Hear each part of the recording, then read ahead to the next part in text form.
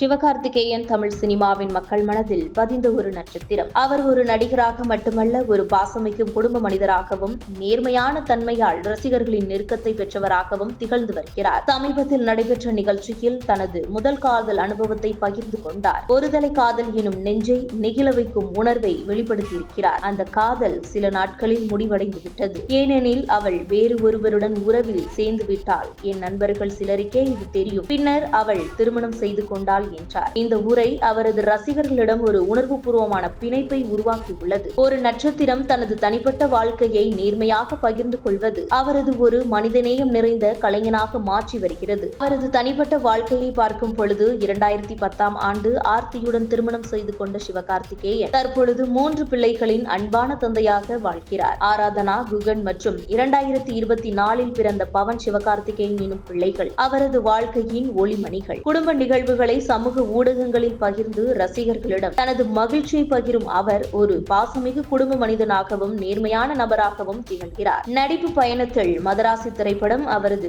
சமீபத்திய வெளியீடாகும். AR முருகதாசுடன் முதன்முறையாக இணைந்து நடித்த இந்த படம் 2025 செப்டம்பர் 5ஆம் தேதி வெளியானது. வித்யுத் ஜம்வால், பிஜு மேனன், ருக்மிணி வசந்த், விக்ரநாத் உள்ளிட்டோர் நடித்த இந்த படம் அமரன் படத்திற்கு பின் சிவகார்த்திகேயனிடம் இருந்த எதிர்பார்ப்புகளை சந்தித்தது. இது ஒரு நகர்ப்புற அரசியல் பின்னணியில் அமைந்த ஆக்ஷன் மற்றும் உணர்வு பூர்வமான கதையாகவும் அமைந்தது. தற்பொழுது அவர் சுதா கொங்கரா இயக்கத்தில் உருவாக்கியுள்ள பராசக்தி படத்தில் நடித்து முடித்துள்ளார். இது 2026 பொங்கலுக்கு வெளியிடப்பட உள்ள ஒரு அரசியல் நுணுக்கம் கொண்ட திரைப்படமாகும். சமூக நீதியும் அதிகாரத்தின் சாய்வுகளும் மோதும் கதையாக இது உருவாகி வருகிறது. சுதா கொங்கராவின் இயக்கத்தில் சிவகார்த்திகேயன் ஒரு புதிய பரிமாணத்தில் தன்னை வெளிப்படுத்தும் வாய்ப்பு பெற்றுள்ளார். அதன் பின் டான் படத்தின் மூலம் தமிழ் சினிமாவில் இயக்குநராக அறிமுகமான சக்கரவர்த்தி இயக்கத்தில் ஒரு புதிய படத்திலும் நடிக்க உள்ளார். இது அவர்களது 2வது கூட்டணியாகும். மேலும் வெங்கட் பிரபு இயக்கத்தில் ஒரு வித்தியாசமான கதையிலும் நடிக்க உள்ளார். இந்த படம் 2025 டிசம்பர் அல்லது 2026 ஜனவரியில் படப்பிடிப்பை துவங்கும் என எதிர்பார்க்கப்படுகிறது. சிவகார்த்திகேயன் தற்பொழுது வணிக வெற்றியை தாண்டி சமூக உணர்வும் உணர்வு பூர்வமான கதாபாத்திரத்திலும் தன்னை நிலைநிறுத்தும் முயற்சியில் இருக்கிறார். அவரது நடிப்பில் உணர்வுகளின் ஆழம், தனிப்பட்ட அனுபவங்களின் தாக்கம் மற்றும்